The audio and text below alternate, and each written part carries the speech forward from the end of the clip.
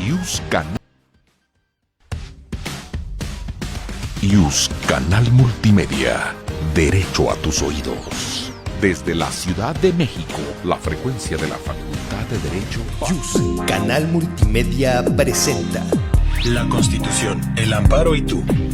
Programa de los Colegios de Garantías y Amparo y Derecho Constitucional de la Facultad de Derecho de la UNAM.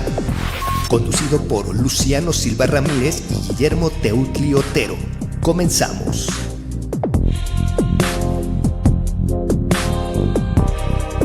Buenas tardes. Como todos los martes, sus amigos, el doctor Rodrigo Brito Melgarejo, el doctor Guillermo Teutli Otero y el de la voz, doctor Luciano Silva Ramírez, les damos la más cordial bienvenida a este su programa, La Constitución, el Amparo y tú.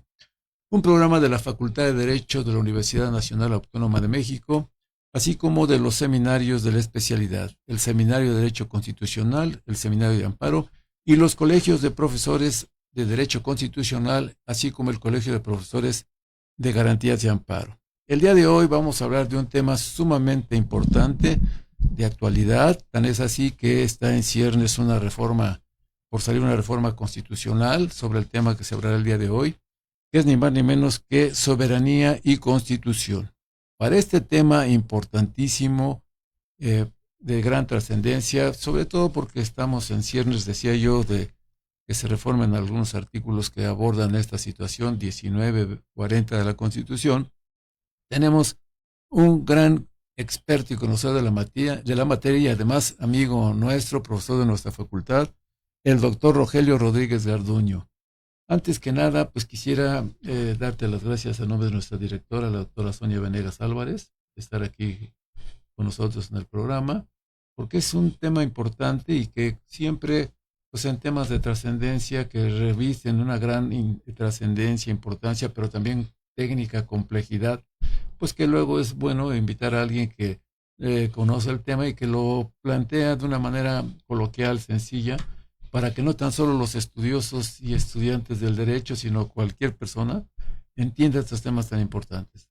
Pero antes de que demos el uso de la voz, brevemente, pues manifestar que nuestro invitado es egresado de nuestra facultad, de nuestra Universidad Nacional Autónoma de México, que es profesor titular de las materias Amparo, Derecho Procesal Constitucional, Derecho Aéreo y Espacial, además de que pues ha estado en múltiples medios de comunicación en temas de gran importancia que tienen que ver con la especialidad del seminario de los colegios y también ha escrito trabajos, obras importantísimas sobre esta materia.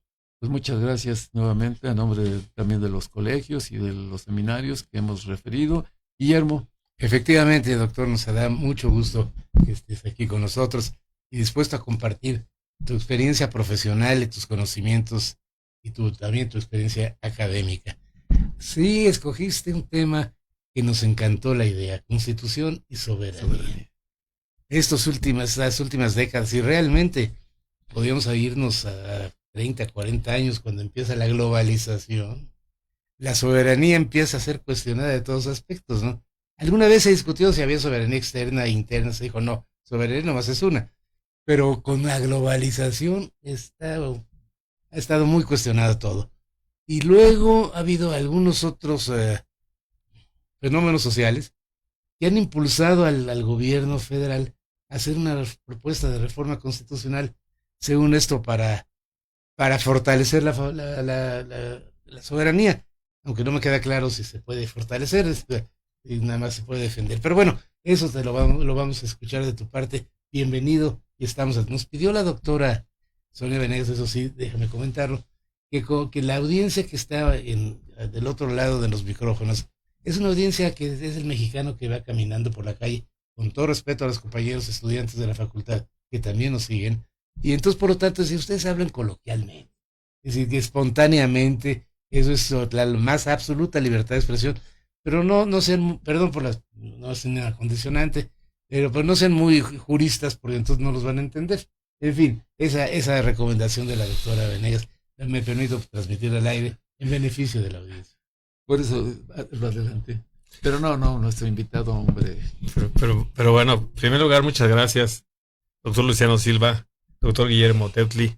Para mí es un honor y sobre todo pues agradecerle ese espacio a la doctora Sonia Venegas, nuestra directora, y decir que es un honor estar en esta charla y que en efecto voy a procurar, me propongo conversar con ustedes dos y con nuestra audiencia sobre un tema que se debate en las calles, no tanto en los foros universitarios o incluso en los foros de ejercicio jurídico, y que es la soberanía en tiempos actuales. Yo diría la soberanía en tiempos de Trump y de la globalización.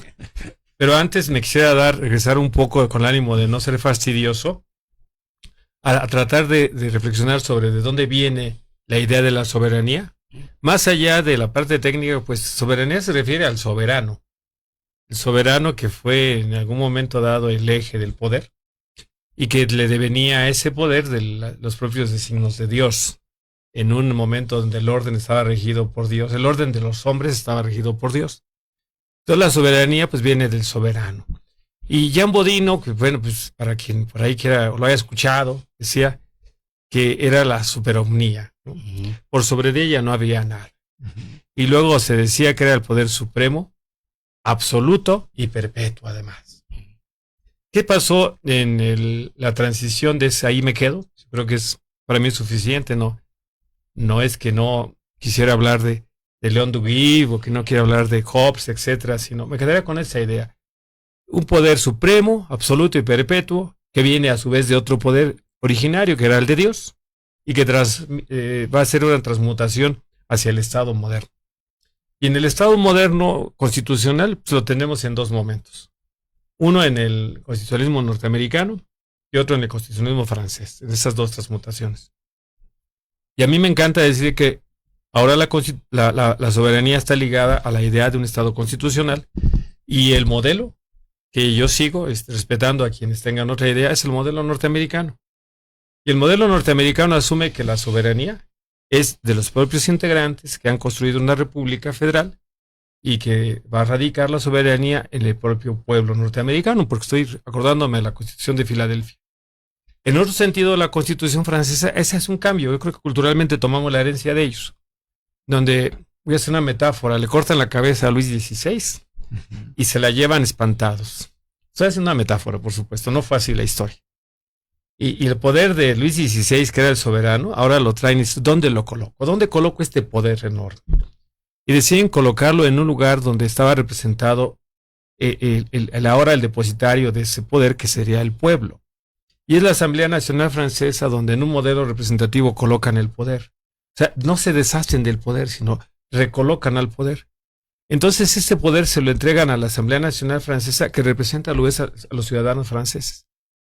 Y entonces eso erige al Estado francés, en donde ahora el poder lo tiene el pueblo, y ese poder que tiene el pueblo lo ejerce a través de sus representantes. Así el Estado ahora es el que detenta, en un sentido amplio, la soberanía. En el Estado norteamericano también, pero la fuente acá es un pueblo originario y acá es una representación, una figura representativa. Esa idea de soberanía nos quedamos con ella y quedamos tranquilos. Llegamos al México moderno, nos construimos nosotros después de 1821, llegamos al periodo de 24 y adoptamos el régimen federal y transitamos con la idea de que el Estado mexicano es soberano. Entonces, ¿dónde radica la fuente de la soberanía en México? Radica en un modelo semejante al norteamericano, donde somos una federación, en donde los estados tienen su propio régimen interior, se pueden dar su propio orden jurídico, pero han depositado en una federación que es el Estado mexicano federal, han depositado el ejercicio soberano en cuanto a sus relaciones exteriores. Perdón, Rogelio, nada más para que me quede muy claro. Me encanta la descripción y la evolución que tú señalas de la soberanía, tanto de la parte francesa como la parte norteamericana, ¿no? Pero nada más para soberanía, esta discusión de quién es el soberano tiene que ver con una cosa, como tú bien empezaste tu exposición, tiene que ver con que la soberanía es la suma potestas, es el poder soberano, es el poder más alto que puede tener. Una vez lo tuvo el rey y ahora lo tiene el pueblo. Pero ese poder alto es el que va a definir al Estado, es el que le va a dar sus límites, el que le va a definir la parte orgánica, le va a definir sus fines, para qué queremos el Estado. Entonces, esa es la discusión, la soberanía.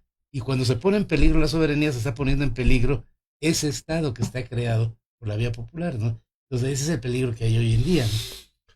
En efecto, la idea de soberanía tiene un quiebre importante. Nadie discutiría a priori que la soberanía que radica en el pueblo y la ejerce el Estado sería la base. Pero esto es un discurso que urge, y creo que este programa tiene por objeto plantearnos esas preguntas. Claro. Urge de revisar en qué momento el Estado, en un concierto internacional de asimetrías, donde hay una asimetría, por ejemplo, nosotros con nuestro vecino del norte, podemos declarar una soberanía como Jean Bodino o declararla como el Estado fundacional francés de mutación de poder.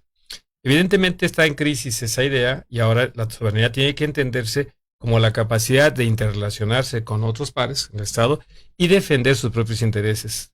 Entonces, la primera cuestión que diría yo que la soberanía demandaría de una fortaleza interna de un Estado. El Estado mexicano tendría que tener en su división de poderes y en su propia constitución en sí misma una fortaleza en la armonía republicana entre el Ejecutivo, el Legislativo, el Judicial y los destinatarios, que somos finalmente el pueblo de México. El Estado mexicano se ha caracterizado en los últimos años por fracturarse. Tenemos una reforma constitucional en materia del Poder Judicial, donde esa reforma hace que cambiemos nosotros como país, como régimen, como ningún país en el mundo, donde el Poder Judicial ahora será elegido. Entonces hemos despedido a los jueces y magistrados, a los ministros, y ahora vamos a una elección. Por supuesto que esto crea una división. Hemos generado un discurso interno entre ricos y pobres, fifís y no fifís, y entonces peyorativamente nos tratamos los mexicanos. Hay una debilidad interna. Nuestra economía, la economía mexicana, es una economía que es muy dependiente de Estados Unidos. Somos su principal socio comercial, el principal abastecedor de los Estados Unidos. Entonces, si Estados Unidos, que es nuestro comprador natural, nos cierra, digamos, el margen de compra, entonces la soberanía, desde un punto de vista económico y real, se ve comprometida. Y entonces esta mutación a la que te referías, querido Guillermo Teutli, esta idea de entender eso y ahora verlo a tiempo actual, nos demanda decir que la soberanía, más allá de lo que establece la Constitución, que dimana y se origina en el pueblo, que ahí está la soberanía, y que ahora en la reforma que se pretende es que se le va a dar un distintivo adicional donde el pueblo de México bajo ningún concepto aceptará. Entonces el pueblo de México hace uso de la soberanía y ya no el Estado. Parece ser que la transmutación, cuando el pueblo es un elemento abstracto, se ha dicho, ¿quién es el pueblo? El pueblo en realidad somos nosotros, sí, pero nos manifestamos, nos pronunciamos a través de un gobierno. El gobierno nos pasa a nosotros ahora para decir, el pueblo no permitirá. El pueblo bajo ninguna circunstancia aceptará cualquier forma de intervención o intromisión extranjera, incluyendo un golpe de Estado dado por extranjeros. Eso no es un golpe de Estado dado por extranjeros. No. Representaría una invasión a la seguridad interior, a la seguridad exterior, un estado de guerra, por decirlo menos. Y luego a eso lo lleva a que sean, en el artículo 19, delitos que ameritarían la famosa prisión preventiva oficiosa. Con un corte, ya que estoy con Luciano, que el doctor Luciano es un experto en derecho constitucional, con un corte, porque hoy la prisión preventiva oficiosa se debate en dos criterios. Los plenos regionales del norte dicen que no la hay ya más, que bueno, yo me adhiero a ella, sino que hay prisión preventiva justificada, y los del sur todavía la tienen. Entonces, para el sur, vamos a imaginar, para el norte, perdón, que hubiera uno de estos presupuestos, pues un juez no se las dictaría en automático. Tendría que razonarla y llevar a cabo una carpeta de investigación, etc. Pero permítanme regresar al tema de la soberanía en tiempos de Trump. O en tiempos de la debilidad del Estado mexicano, Ucrania, lo acabamos de ver cómo ha sido humillado el presidente ucraniano ahí en la Casa Blanca, en la Casa Oval. Esto tiene que ver con que las debilidades que tienen los estados, esas asimetrías y esa dependencia económica, Ucrania con la provisión de los recursos de guerra, y México con esa dependencia, y además con un problema, nosotros le hemos generado a Estados Unidos problemas vistos desde allá. Como por ejemplo el tema migratorio, con esta cuestión galopante que somos, yo diría que Estados Unidos es el generador y nosotros fuimos las víctimas en ese modelo donde Joe Biden invitaba a ir a las citas y pasaban por México y se quedaban aquí varados, entonces éramos el tránsito natural. Y luego este cambio donde Trump cierra súbitamente esa circunstancia, entonces generamos aparentemente un problema, pero ellos realmente lo generaron con ese cambio de timón. Luego el tema de la droga, del fentanilo particularmente. Dice Donald Trump que En realidad, él designa a los cárteles mexicanos basado en lo que dijeron los fiscales en 2019 y 2021, en donde Estados Unidos tiene 3 amenazas que vienen de México. Uno, hay fuerzas armadas fácticas en los cuerpos criminales que bien podrían constituir ejércitos. Lo vemos con esos cárteles que salen a disparar, uniformados, que patrullan por las calles, que dan camisetas, etcétera. Luego dice él que el Estado mexicano no ha sido capaz de controlarlos y no sería capaz, que en cualquier momento podrían incluso derrocar al Estado mexicano estos grupos, ¿no? Ujú. Esos grupos. Luego señala que hay evidencia de que los grupos criminales mexicanos se han entrado en vigor, por ejemplo, con Hezbollah, y que están financiando a grupos terroristas que ponen en riesgo al Estado norteamericano. Y lo último, habla de una guerra química. No tanto Trump recoge, sino los fiscales e incluso ahora el procurador, etcétera. Y dicen que esa guerra química tiene que ver con que el fentanilo está matando a 200 personas diarias en promedio en Estados Unidos. De seguir esta tendencia y de irse incrementando, pronto la población norteamericana se verá comprometida a una aniquilación. Creo que exageran quizá, pero esos son sus argumentos. Para esa situación nos dice, ahí están mis condiciones, ahí está la carta y nunca está satisfecho. Eso es una ruptura de la idea de soberanía. Es una intromisión ya de facto. Total. Y ahora se habla, el señor está sobrevolando con drones, con equipos aéreos. México dice, no, nos han pedido permiso, etcétera. Después México sale a declarar, es que además de todo esto, es cooperación, no es invasión. Entonces, ¿en qué momento estamos en la soberanía? Un presidente que nos ha dicho no son capaces, porque por otro lado nos ha dicho, hay la evidencia que los gobernantes mexicanos tienen acuerdos con los criminales, dicho por las autoridades norteamericanas. ¿Y qué hace México? Entrega a 29 criminales. Entonces, ¿dónde está la idea de soberanía de Bodino? ¿Dónde está la idea de soberanía de los clásicos? La soberanía ha mutado, entonces, lo que dije al principio, la debilidad de un Estado para el régimen interior no le permite ejercer su soberanía en el sentido exterior. Pero si diversificáramos nuestros productos hacia otros mercados, si tuviéramos un sólido mercado interno de consumo, si no tuviéramos esa expulsión todavía de migrantes, esa dependencia de las remesas, podríamos decirnos, pónganle los aranceles, haga usted lo que quiera, que nosotros nos atenderemos en nuestras circunstancias, pero somos tan dependientes y nos ha venido a decir estas 4 cosas que yo referí, que la soberanía muta, definitivamente. Sí, ya no podemos, perdón, o sea que ya no se puede entender la soberanía concebida como la instancia última de decisión, aquella decisión que no está subordinada a ninguna otra. La libre determinación, en este caso, pudiéramos decir, del Estado mexicano, del orden jurídico. Hoy, las situaciones que vivimos, pues ya no podemos estar aislados, y hay una serie de situaciones que se han dado. Incluso más adelante podemos ir comentando cómo ha ocurrido con por ejemplo, en Europa, la antigua comunidad del carbón y del acero, la comunidad europea, como todos buscaron un documento único y sus constituciones, que son producto de la soberanía popular, fueron cediendo parte para establecer esa comunidad, y que pues no han logrado una constitución única al final de cuentas. Es importante todo eso que se comenta hoy en día, porque ha dado un giro a aquella soberanía que se había entendido y se entendía de manera tradicional, y que hoy pareciera que se está planteando de esos términos tradicionales, y querer incorporar en la Constitución de algunas cuestiones que definitivamente, si el tiempo lo permite, comentaremos que son cosas que no deben ir en una Constitución, que ya están reguladas incluso en el Código Penal, etcétera, etcétera. La Constitución pues establece los principios generales, y las leyes que de ella emanan corresponde desarrollar esos principios, pero desde luego sin rebasar los límites de la Constitución. Y ahí la Constitución pues habla de la soberanía en el 39, 40, 41 y en el artículo 2, en varios artículos de la Constitución que había que revisar cómo es que se debe de entender la soberanía. Pero fíjate, Luciano, añadiendo a lo que tú dices y también a lo que dice Rogelio, sí, yo creo que si dijéramos que el concepto de soberanía está en crisis, probablemente estuviéramos diciendo algo apegado a la realidad. Entonces la siguiente pregunta sería, ¿por qué está en crisis?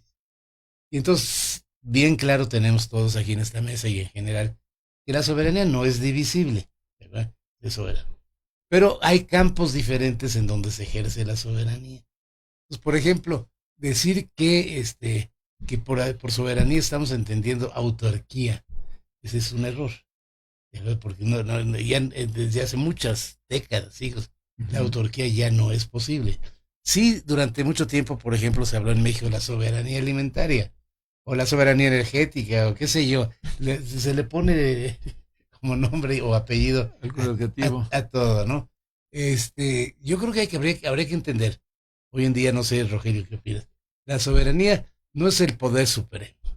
La soberanía viene siendo un poder que tiene, pues no quiero utilizar la palabra compartido, pero un poder conciliador, un poder de negociación. Es decir, de suponer que vamos a ser soberanos para poder enfrentar el alza de aranceles en Estados Unidos es totalmente ilusorio. O sea, nuestra soberanía se hace nula.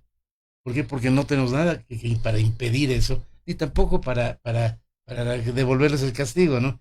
Entonces ahí no hay una soberanía económica, la interdependencia económica que hay en general en el mundo occidental y particular en el caso mexicano, que tenemos a la economía más fuerte de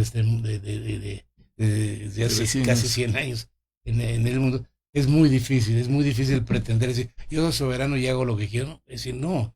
Es decir, tenemos una frontera de 3.200 kilómetros, tenemos una economía industrial, agrícola, totalmente entrelazada a Estados Unidos. Entonces ahí la soberanía no es enfrentamiento.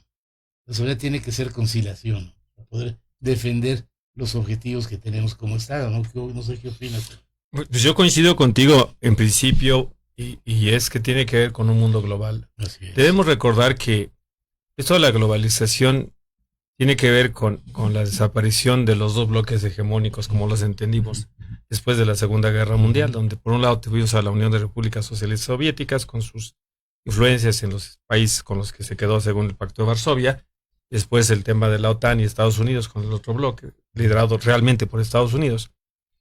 Y bueno, pues teníamos la idea de que los países dependíamos de uno y otro bloque, entonces había una suerte de equilibrio perverso en esa circunstancia. Y los estados apuntalaban en alguna manera su soberanía por el respaldo que les daba ese bloque contrapuesto con el otro. Entonces incluso los modelos económicos tendían a ser de manera diferente. No había un libre mercado abierto como lo entenderíamos. Con la abdicación de la Unión Soviética, con la perestroika y la glasnost allá con Mikhail Gorbachev, y con el abandono de las ideas del socialismo, como lo entendería Marx, nos quedamos con un solo modelo económico. Ese modelo económico es un modelo que hoy le llamamos neoliberal, o le podríamos llamar capitalista lisa y llanamente, o de mercado, para citar a los clásicos, ahí contraponer a Keynes quizá con los clásicos. Pero este modelo único hace que, por ejemplo, hoy nosotros, los mexicanos, por un lado tengamos un partido de izquierda en el poder, así por su ideología, pero estemos tratando con legitimidad y luchando a toda costa para mantener un tratado de libre comercio, el TEMEC. Entonces pareciera ser un contrasentido, ¿no? Un estado de corte social o socialista. Quizá el tema incluso me incomoda porque las ideologías están rotas, ¿no? Pero parece un partido de izquierda, ¿no? Hablamos de izquierdas y de derechas, pero las izquierdas están hablando de comercio, de libre comercio. Las izquierdas, si algo queda de China, es la China de Mao. Están hablando de un galopante libre mercado, eso sí, con un ojo del Estado chino. Entonces la idea que decías de la capacidad de conciliar, porque están rotas las hegemonías. Entonces, ¿quién en el orden internacional, la geopolítica, está mandando? Y lo vimos, parece que siento a Trump como con un mapa, como allá en Yalta, rediseñando al mundo, ¿no? Sacando sus compases para decir, me quedo con Ucrania, parece que es un hecho que se queda con Ucrania, pero además me quedo con los recursos de Ucrania por los próximos 50 años, ¿no? Y eso te va bien, Ucrania, ¿no? Regresando al caso de México, nuestra dependencia es tal y nuestra incapacidad por haber fortalecido la relación con Estados Unidos y Canadá, que ahora tenemos que aceptar condiciones muy bruscas. Y un señor que hoy le damos y mañana quiere más, o no estoy seguro que quiera algo. Yo creo que simplemente son posturas depredadoras del señor. Entonces, esa depredación, al sentir a los débiles, esa depredación nos habla de que, más que el concepto de soberanía está en crisis, el equilibrio entre los estados se vuelve muy precario.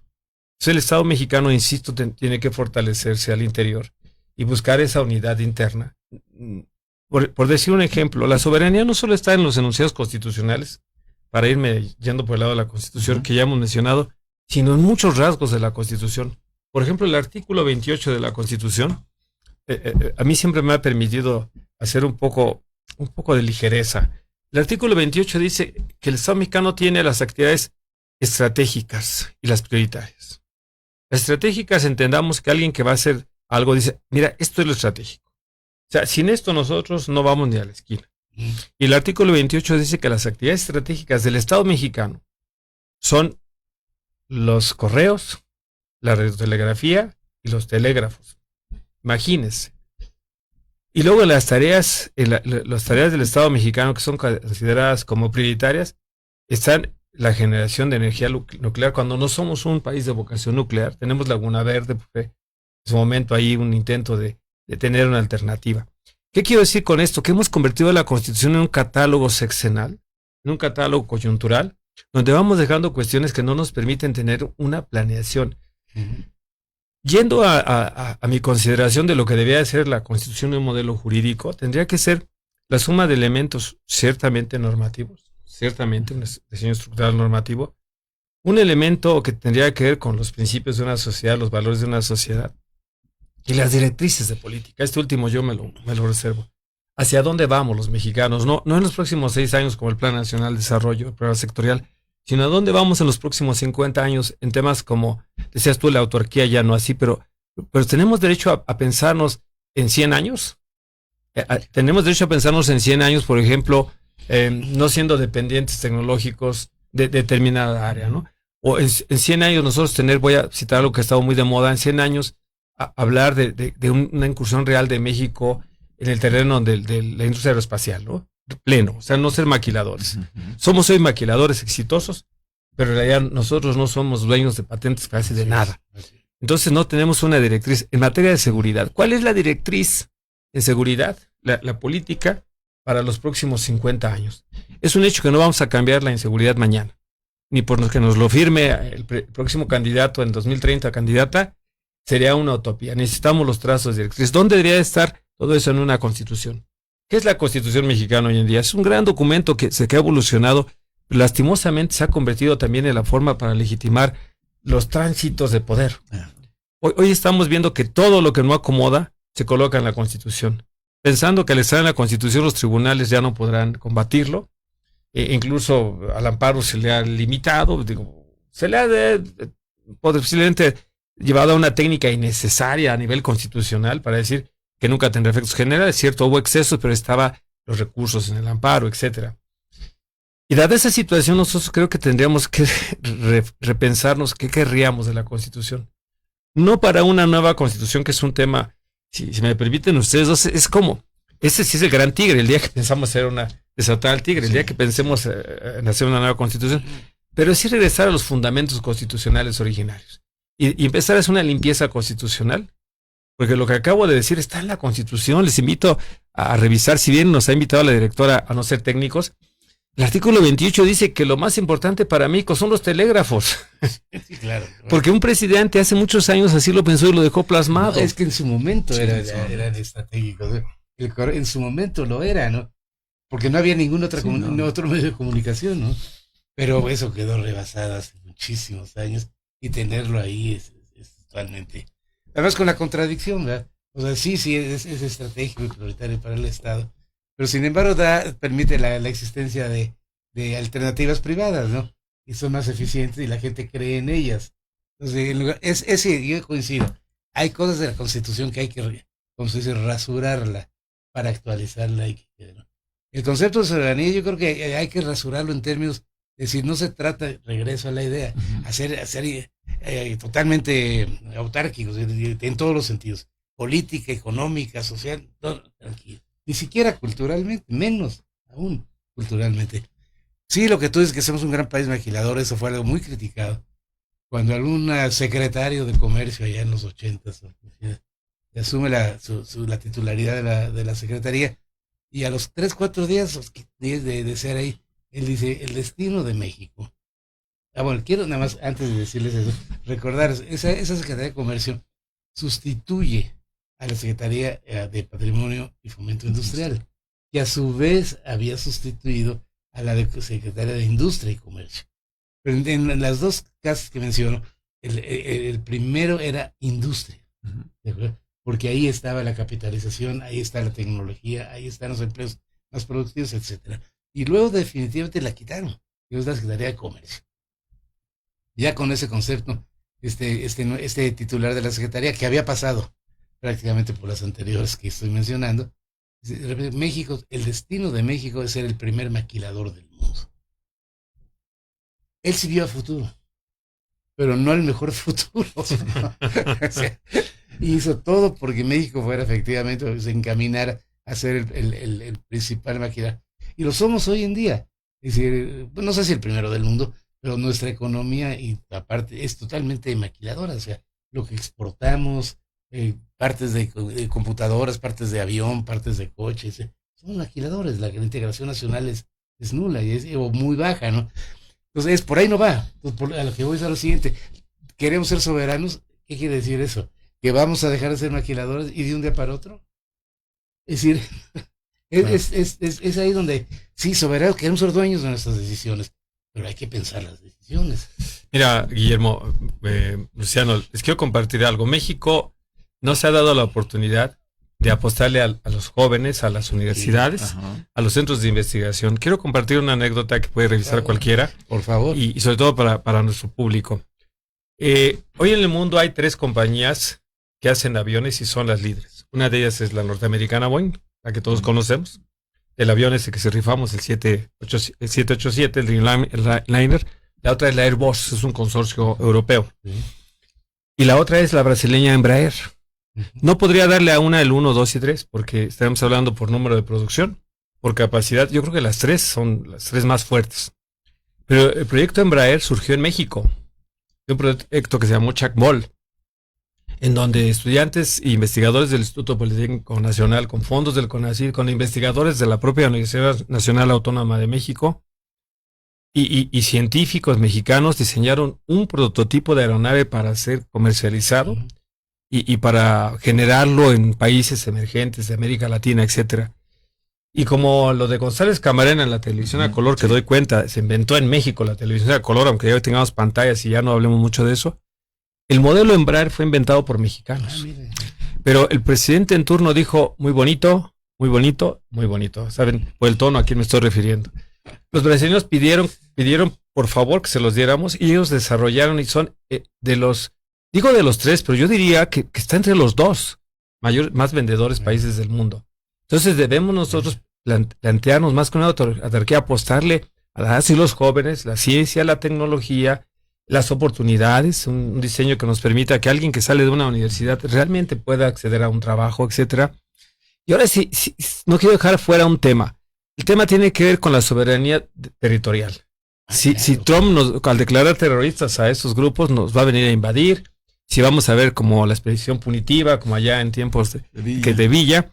Y a mí me parece que no, pero vale la pena hablar del tema del espacio aéreo que se ha hablado. Y lo mencioné. Una pregunta. La soberanía teóricamente pues tiene varios componentes. Sí. El componente terrestre, como tú mencionas, el componente marítimo de aguas, el componente subsuelo, el componente aéreo. La parte terrestre, la plataforma continental, las islas, eso está muy claro.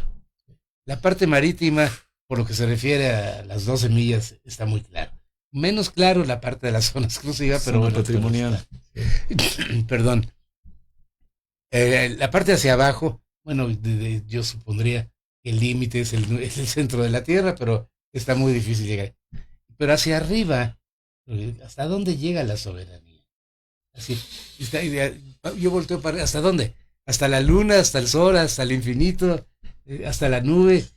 ¿Hasta dónde somos soberanos? Fíjate que el artículo 42 de la Constitución establece cuáles son las partes del territorio nacional y dice en dónde ejercemos soberanía. Y cuando llega al espacio aéreo, donde somos soberanos, porque hay un convenio internacional, el Chicago de 44, que determinó que si hay soberanía en el espacio aéreo, no así en el ultraterrestre, donde van los satélites, allá no hay soberanía. Y hace algo extraordinariamente interesante, porque la Constitución nos remite al derecho internacional público. Y acuérdense que el derecho internacional público está en el límite para algunos de ser derecho porque no contiene normas jurídicas. O sea, per se no contiene normas jurídicas. Entonces nos dice cómo determina el derecho internacional público. Y cualquier estudioso pues va a buscar un tratado. Se voy a buscar un tratado y nos encontramos con que no hay ningún tratado que establezca la unidad de medida en metros, en millas hacia arriba. Dice en los términos que establezcan los principios del derecho aeronáutico. Y es tan fuerte lo que voy a decir como la realidad. Eres soberano hasta en tanto puedas ubicar a alguien que está invadiendo tu espacio sin que... El espacio aéreo, yo puedo permitir que se vuele. De hecho, nosotros vemos todos los días aeronaves surcar.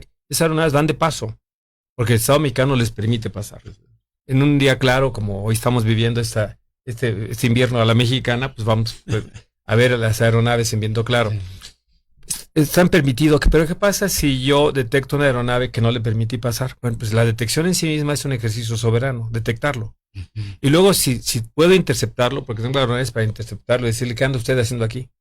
Identifíquese y bájese en el próximo aeropuerto. Estoy ejerciendo la soberanía. No me obedece, lo tiro.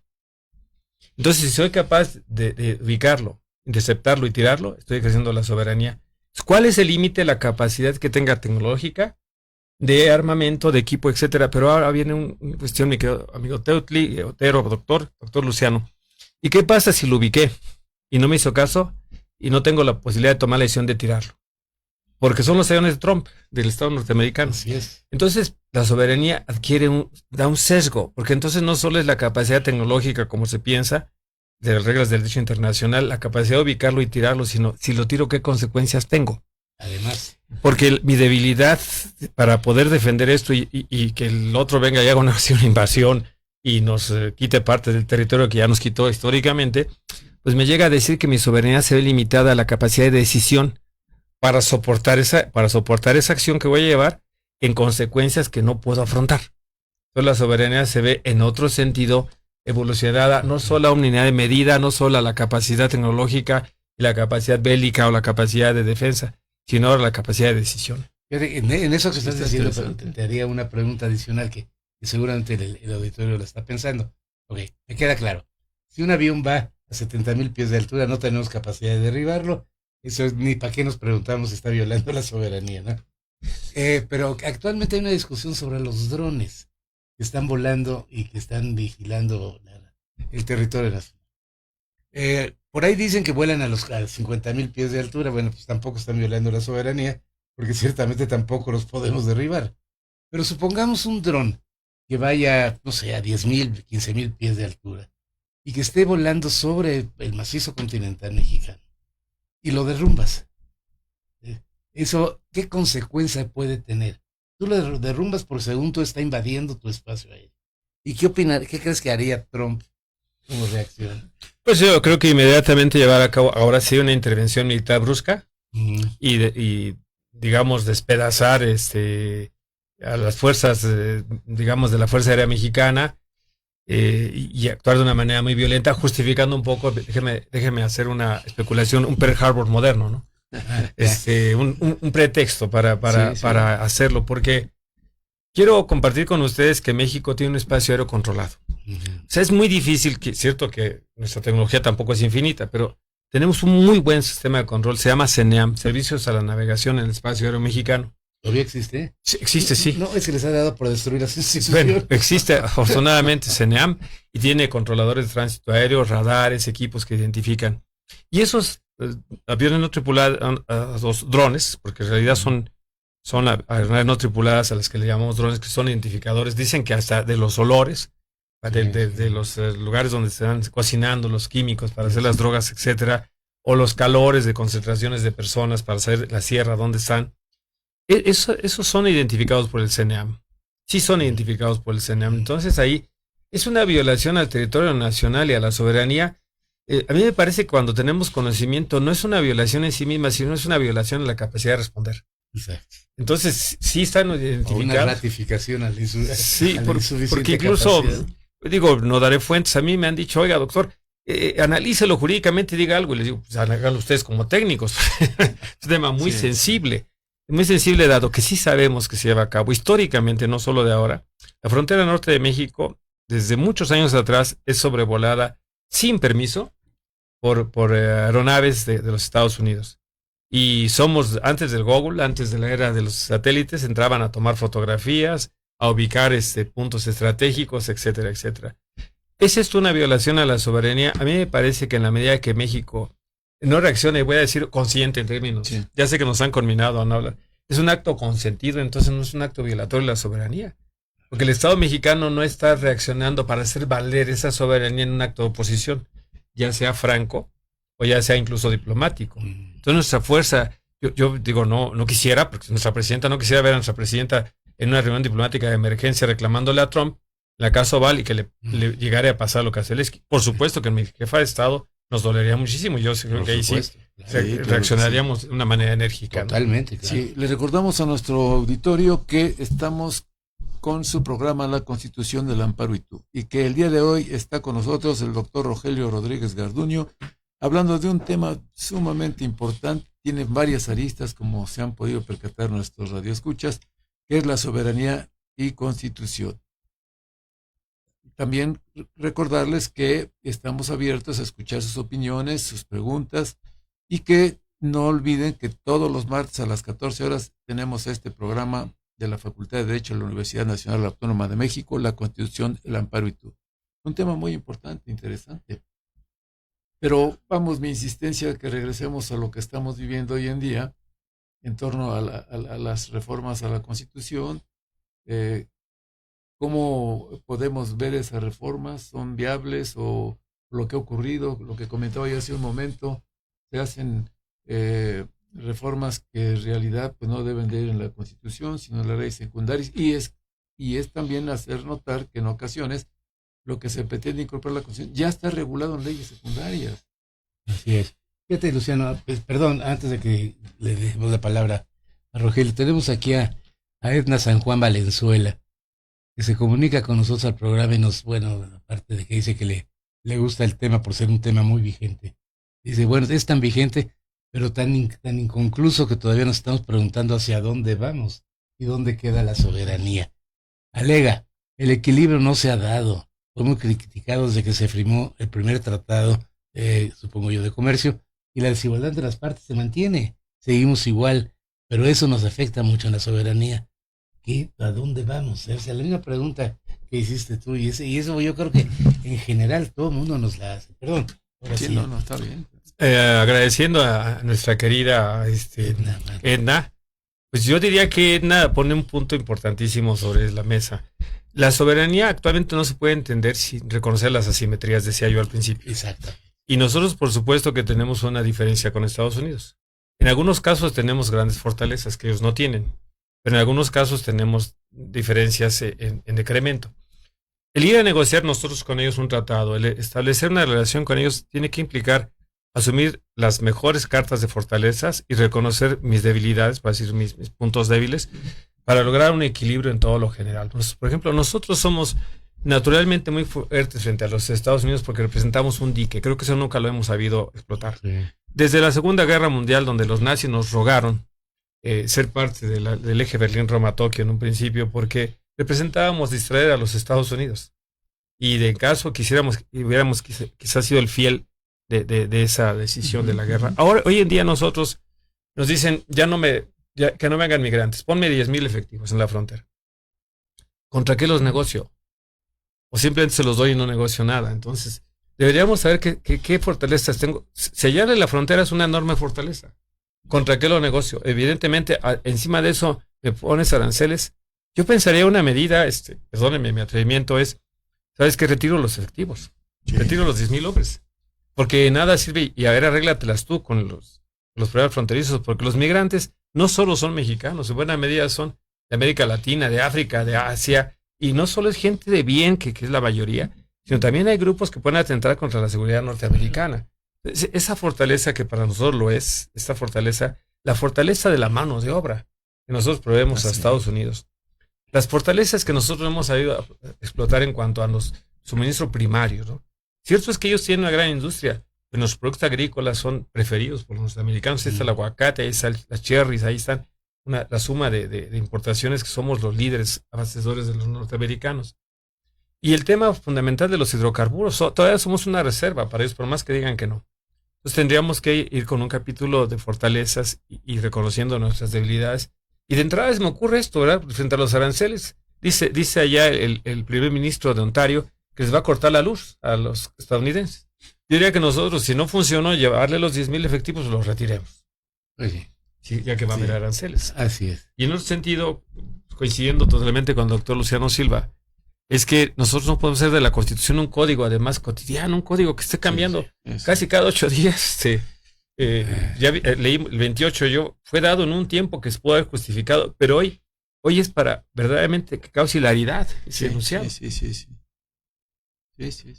Y entonces la Constitución no puede seguir siendo un instrumento donde mañana haya un problema de operación política, de unidad nacional, y para evadirla, para no crear consenso político, entonces voy y reformo la Constitución como un golpe duro.